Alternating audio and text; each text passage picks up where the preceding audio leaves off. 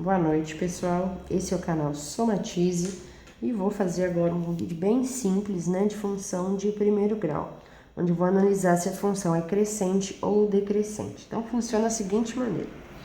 Se eu tenho a lei de formação da função, que é sempre uma função do primeiro grau, é sempre do tipo ax mais b, onde a e b são dois números quaisquer, dois coeficientes, tá ok?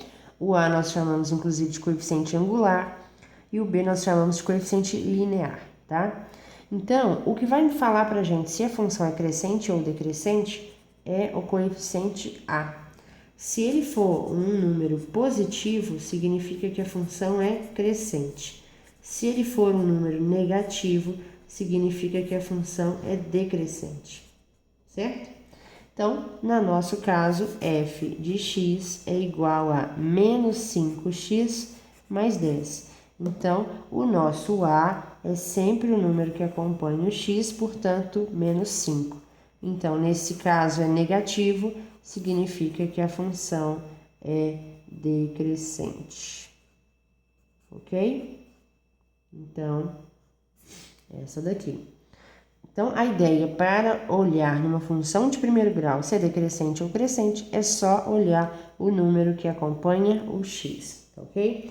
Se por acaso eu tivesse um gráfico, a ideia seria o seguinte: o gráfico de uma função de primeiro grau é uma reta, então eu teria o eixo x e o eixo y, e uma função crescente teria essa característica. Quanto mais eu aumento o valor de x, mais eu aumento o valor de y. Então, ser crescente é isso, aumentar um, aumentar o outro.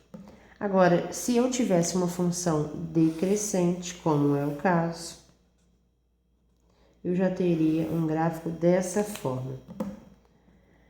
Se eu aumento o valor de x, eu diminuo o valor de y, certo? Então, nesse caso, aqui é o nosso eixo y, aqui o eixo x.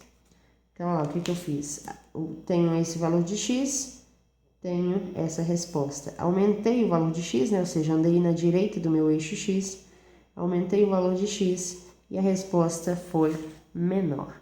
Então, desse formato, virado para a minha direita é crescente, virado para a minha esquerda, de certa forma, é decrescente. Fácil, né? Então, aguardo vocês nos próximos vídeos. Um abraço.